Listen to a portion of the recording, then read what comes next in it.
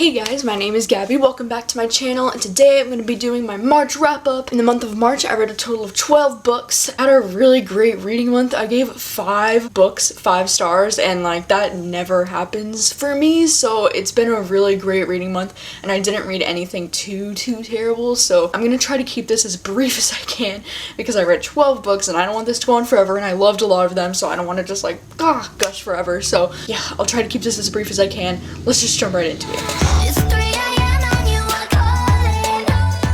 The first book I read this month was Almost Interesting by David Spade, and this was an audiobook I listened to. It's his memoir that he wrote that follows his early childhood through the beginning of his career and his time on SNL. I thought some parts of this book were so freaking hilarious, and I was laughing out loud, and his comedic timing when he's telling this is really great, especially in the beginning with the stories of his childhood. I especially love this one part where he's talking about a crayon box at the school that he went to, and this one part where he says his mom got a t-shirt made with his face on it, like a selfie t-shirt, and I just thought it was hilarious. Then unfortunately it got kind of boring for me after it went more into his career, and it just kind of got less funny and more informative. And Almost Interesting is actually a perfect title for it, because unfortunately this book is almost interesting, but I think if you like David Spade you should still check it out because it is really great and funny. And yeah, so I gave this one 3 out of 5 stars. The second book I read this month was Egomaniac by V. Keeland. Thank you so much again to Stephanie Sprinkle on YouTube for recommending me this, because she also recommended me The Hating Game, which I loved, and I ended up loving this one as well. And I actually do think that if you like The Hating Game, you will definitely like Egomaniac too. This is another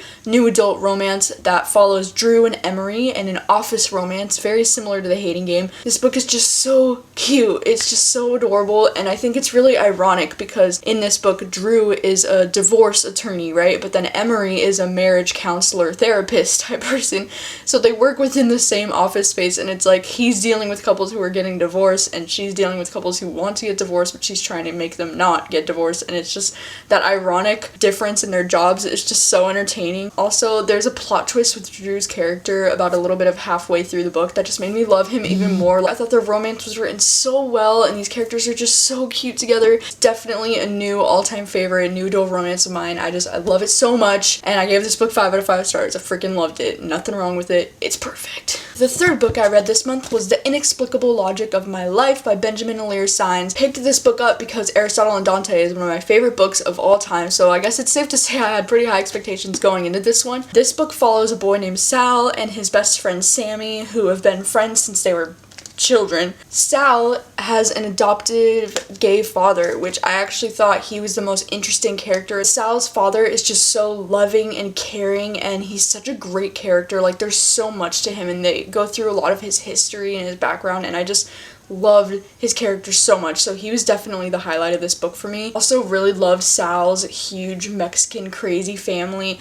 It kind of reminded me of my family back home in California, and it made me emotional just thinking about how much I miss them and how they're really similar to this family in this book, and it was just so heartwarming to see a family really similar to my own. The only things I didn't really care for about this book is that there's this lack of plot going on. These two characters are going through their senior year of high school, but I honestly kept feeling I don't know where this story's going, in a way that there's not any real plot other than you're gonna watch them go through their senior year of high school, so that kind of bothered me. And the lack of romance in this book did kind of bother me too. There's absolutely zero romance, no romance at all. I know sometimes it's refreshing when books have no romance, but for this one, I felt like it could have used an extra little something, The story was just very mild and very slow, and it was beautiful, but it just needed a little bit extra something, So I ended up giving this one 3 out of 5 stars. The fourth book I read this month was Crossroads by Riley Hart. I buddy read this one with my BFF Dylan. I'll be putting his link in the description for his channel and stuff if you want to check it out. This book is a male-male romance that follows Bryce and Nick, and they move in next door to each other and become neighbors, and then they start hanging out, and they're basically friends first. Bryce works on motorcycles in a shop, and Nick is a chef and he owns his own restaurant. Honestly, this book started off so promising. It was so cute in the beginning, and the romance was such a slow build of them discovering their feelings for each other. Then it's after they get together finally, book just loses all of its plot, and then it's nothing but them together, and it's just scene after scene of them being together, and that's it. And it's the book never really goes anywhere somewhere else. It just kind of bothered me in that way because it started off so good and then it just kind of like, I ended up giving this one 3 out of 5 stars. The 5th book I read this month was a reread of one of my all-time favorites, and that's Fangirl by Rainbow Rowell. I decided to listen to the audiobook this time. It was fantastic. Kath is still the most relatable character of all time for me. I just love her and adore her so much, and this time around I actually really enjoyed Kath and Levi's romance more. I don't know why. The first time I read this I wasn't really paying attention to the romance for some reason. This time around I was like squealing over them. They're just so cute, and I love everything about this book, and every single thing is relatable. Like, honestly, reading from Kath's perspective feels like looking at life through my own eyes. It's so refreshing, and I feel like I want to reread this book every couple of years, if not every year, because I just love this book so much. This is a 5 out of 5 every single time.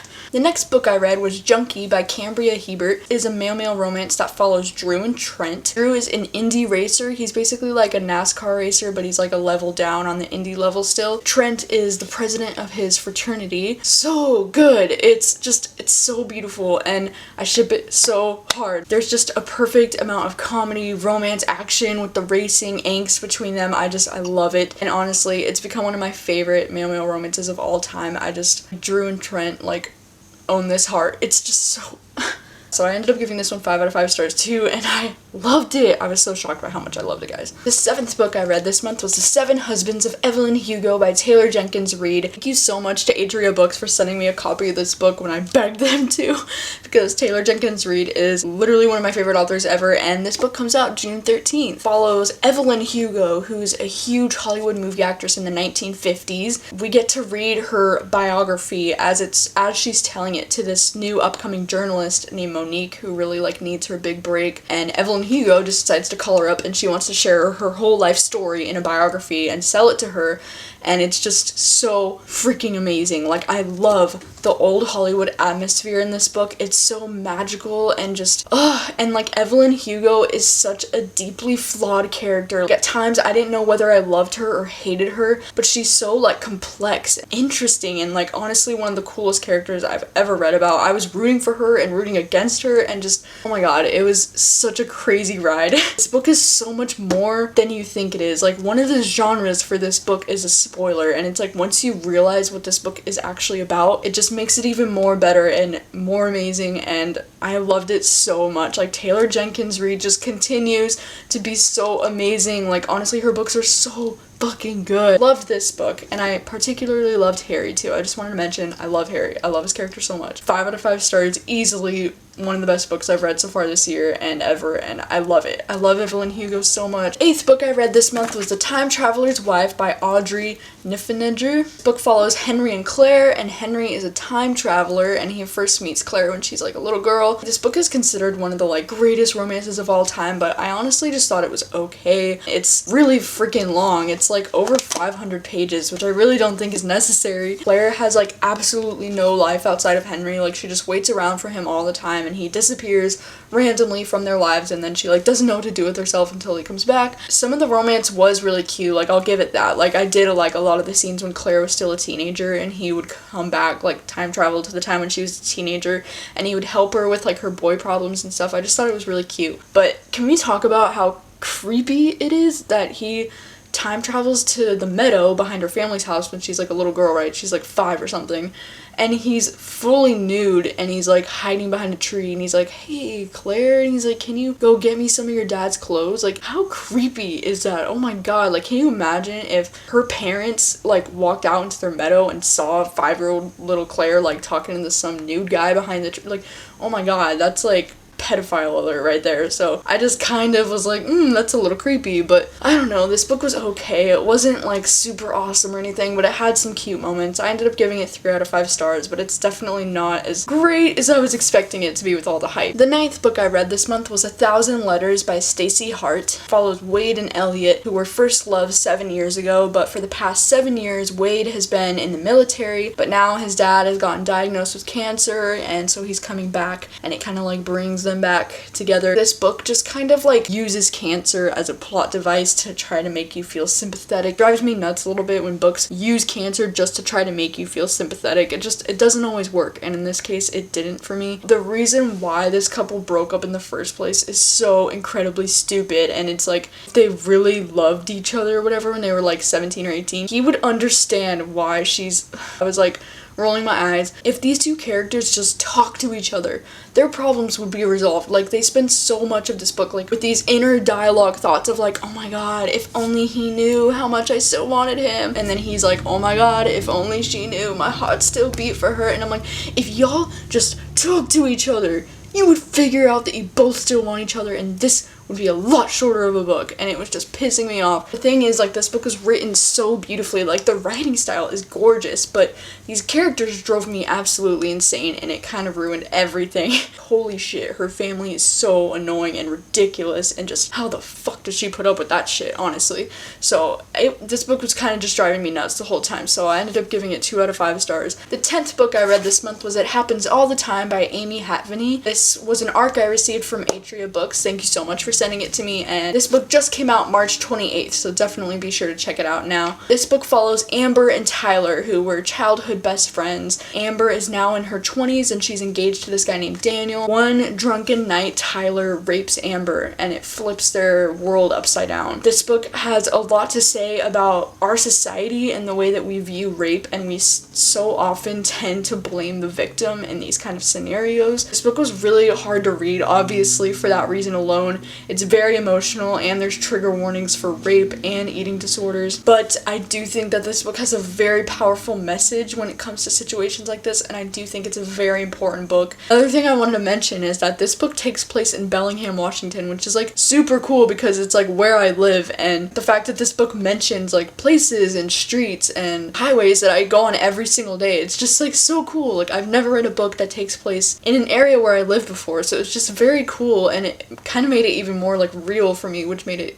scarier. The author graduated from Western Washington University, which is where I plan to transfer to soon, so that is even cooler, and it made me like it that much more. I ended up giving this book 4 out of 5 stars. I did end up knocking off a star because I did think the ending got a little bit too unrealistic, I guess. It just kind of bothered me a little bit the way it went, so I did knock off a star, but other than that, I really enjoyed it. 11th book I read this month was Rev by Cambria Herbert. This is the sequel to Junkie, the one about Trent and Drew, and so this book follows Trent and Drew like immediately after Junkie leaves off. I think I liked it even more than Junkie, possibly because Junkie was more about them discovering their feelings for each other, and it was more about the racing and stuff. This one was definitely more about the actual relationship. This one was about them coming out to their families and getting revenge on these guys who hurt Trent. This book was just so good. It was so beautiful, and I just fell in love with Trent and Drew even more than I already was, and it's just so good. I love these two. They're one of my biggest OTPs ever, so honestly, I loved it and had 0 flaws with this book. I ended up giving it 5 out of 5 stars because I could not even deal with my feels. The last book I read this month was We Are Okay by Nina LaCour. I listened to the audiobook for this one. This one follows Marin. She's moving away from her home in California to a college in New York, and I do appreciate the LGBT representation in this book because Marin is with this girl named Mabel, and there's this really cute, like, there's like really great scenes together of when they were younger. I really like shipped it, you know, and the scenes of them on the beach totally reminded me of Moonlight, like low-key. It was very beautifully written, but unfortunately it was like painfully boring. Like, nothing really happens. I just didn't like it very much. I didn't really care that much about the characters either, so it was just kind of like, ended up giving it 2.5 out of 5 stars. Those are all of the books that I read in March. Crazy reading month, and I read some really awesome material. I found one of my new favorite male couples of all time with Trent and Drew from Junkie. I